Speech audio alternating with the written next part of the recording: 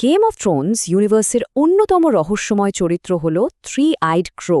আমরা জানি গাছের শিকড়ের মধ্যে থাকা এই জাদুকরী সত্তা একসময় একজন মানুষ ছিলেন।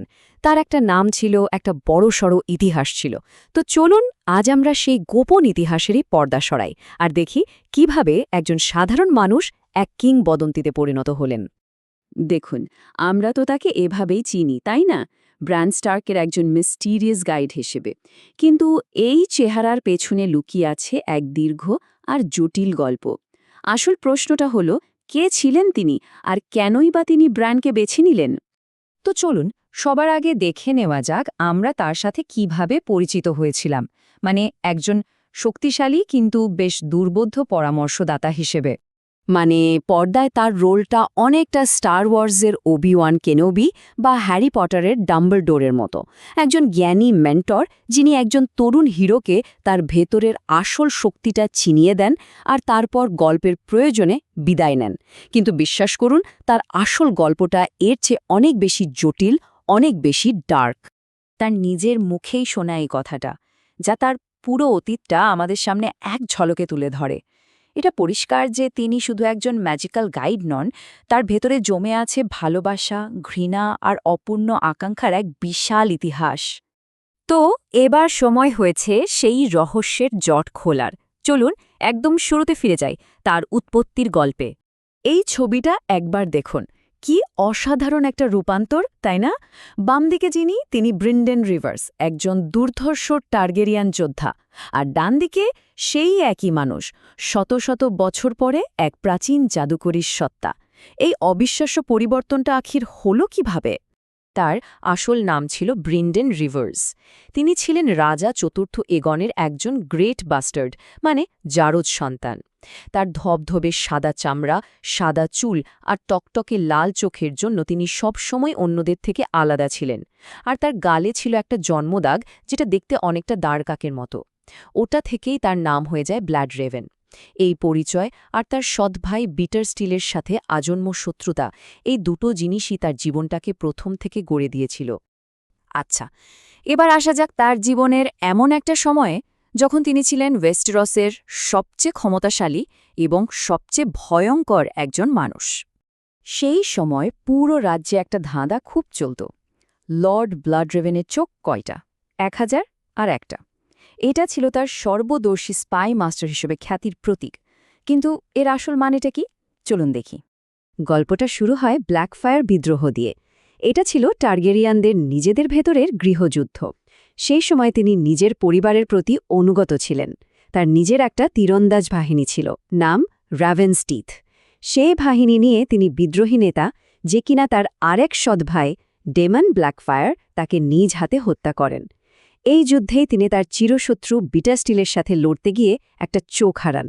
কিন্তু এই আনুগত্য আর নির্মমতার পুরস্কার হিসেবেই তিনি হয়ে ওঠেন রাজ্যের সবচেয়ে ক্ষমতাধর ব্যক্তি, হ্যান্ড অফ দ্য কিং এবং মাস্টার অফ হুইসপারার্স। তার 1000 চোখ ছিল তার স্পাইদের নেটওয়ার্ক, আর বাকি একটি ছিল তার নিজের চোখ। কিন্তু ক্ষমতার চূড়া থেকে তার পতনও হয়। আর সেখান থেকেই শুরু হয় তার চূড়ান্ত রূপান্তরের গল্পটা, যা তাকে প্রাচীরের ওপারে নিয়ে যায়। দেখুন 233 এসিতে কি হল। ক্ষমতার শীর্ষে থেকেও তাকে একজন রাজনৈতিক প্রতিদ্বন্দ্বীকে ঠান্ডা মাথায় খুনের দায়ে গ্রেফতার করা হয়। মৃত্যুদণ্ড এড়ানোর জন্য তিনি নাইটস ওয়াচে যোগ দেন এবং প্রাচীরে চলে যান। ইন্টারেস্টিং ব্যাপার হল, মাত্র 6 বছরের মাথায় তিনি সেখানকার লর্ড কমান্ডার নির্বাচিত হন। কিন্তু 252 এসিতে প্রাচীরের ওপারে একটা অভিযানে গিয়ে তিনি হারিয়ে যান, একেবারে গায়েব। প্রায় 50 বছর পর তিনি ফিরে এলেন, কিন্তু আর মানুষ হিসেবে নয়, বরং এক জাদুকরী সত্তা হিসেবে। এই যে এত বড় একটা পরিবর্তন, এর পেছনের কারণটা হলো তার গ্রিন সিয়ার হয়ে ওঠা। এখন প্রশ্ন হলো, গ্রিন সিয়ার জিনিসটা আসলে কি? সোজা কথায় গ্রিন সিয়াররা হলেন এমন জাদুকর যারা সময়ের ঊর্ধ্বে দেখতে পান এবং প্রকৃতির সাথে মিশে গিয়ে অতীত, বর্তমান, ভবিষ্যৎ সবকিছু জানার ক্ষমতা রাখেন। আর এখানে গল্পটা সবচেয়ে ইন্টারেস্টিং হয়ে ওঠে। তার এই অবিশ্বাস্য ক্ষমতার উৎসটা কি ছিল? আসলে তার রক্তেই ছিল জাদু। একদিকে তার বাবা ছিলেন টার্গেরিয়ান, যাদের রক্তে বইত ভ্যালেরিয়ার আগুন আর ভবিষ্যৎবাণীর ক্ষমতা। অন্যদিকে তার মা ছিলেন ব্ল্যাকউড বংশের, যারা ফার্স্টম্যানদের উত্তরসূরি, আর তাদের রক্তে ছিল ওল্ড গডসের জাদু, মানে প্রকৃতির সাথে সংযোগ স্থাপনের ক্ষমতা। আগুন আর প্রকৃতির এই বিরল মিশ্রণ তাকে এক অদ্বিতীয় জাদুকর করে তোলে, যা উইয়ারউড গাছের সাথে মিশে গিয়ে প্রায় অসীম হয়ে ওঠে। গাছের শিকড়ের সাথে মিশে গিয়ে ওই গুহায় বসে তিনি প্রায় ১ শতাব্দী ধরে একটা বিশাল পরিকল্পনা সাজাচ্ছিলেন। কি ছিল সেই প্ল্যান? চলুন দেখা যাক। এই স্লাইডটা দেখুন, তার পুরো প্ল্যানটা এখানে মোটামুটি বোঝা যাচ্ছে। একদিকে তিনি ব্র্যান স্টার্ককে স্বপ্নের মাধ্যমে গাইড করেছেন নিজের উত্তরসূরি হিসেবে তৈরি করার জন্য, অন্যদিকে লর্ড কমান্ডার মরমন্টের পোষা কাকের মাধ্যমে তিনি জন স্নোকে প্রভাবিত করেছেন, তাকে সঠিক পথে চালিত করেছেন। আর সবচেয়ে বড় পর্যায়ে তিনি সম্ভবত পুরো টার্গেরিয়ান বংশকেই এমনভাবে পরিচালিত করেছেন যাতে সেই কিংবদন্তি নায়ক অ্যাজোর আহাইয়ের জন্ম হয়, যিনি পৃথিবীকে অন্ধকার থেকে বাঁচাবেন।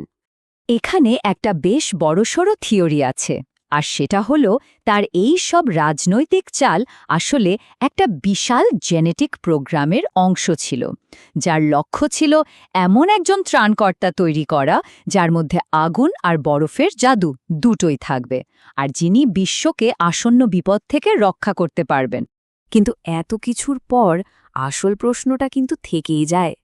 এই যে বৃহত্তর কল্যাণ, এর জন্য তাকে যে মূল্য দিতে হয়েছে, তা তাকে নায়ক বানায় নাকি খলনায়ক?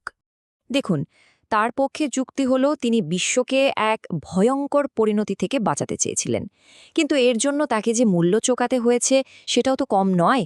তিনি নিজের আত্মীয়কে হত্যা করেছেন, বিশ্বাসঘাতকতা করেছেন, ভয়ের রাজত্ব কায়েম করেছেন, আর ব্র্যানের মতো একটা বাচ্চাকে তার লক্ষ্য পূরণের জন্য একরকম অমানবিক সত্তায় পরিণত করেছেন। এখানে আরেকটা ভয়ঙ্কর থিওরিও আছে।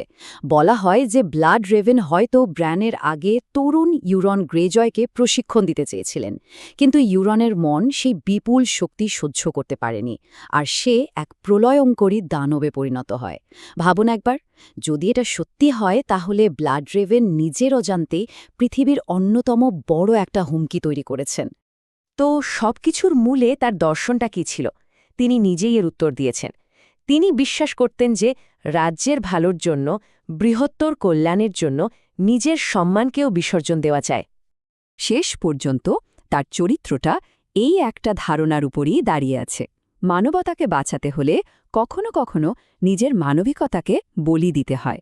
তিনি দানবদের সাথে লড়তে গিয়ে নিজেই এক দানব হতে রাজি ছিলেন। আর এটাই আমাদের একটা গভীর নৈতিক প্রশ্নের সামনে এনে দাঁড় করায়। যদি ভালো কিছু অর্জনের জন্য সব ধরনের সীমা পার করতে হয়, কোনো মূল্যই যদি বেশি বলে মনে না হয়, তাহলে সেই ভালো কাজটার নৈতিকতা আসলে কোথায় থাকে? এই প্রশ্নটাই ব্রেন্ডন রিভার্সের কিংবদন্তিকে এত আকর্ষণীয় আর জটিল করে তুলেছে।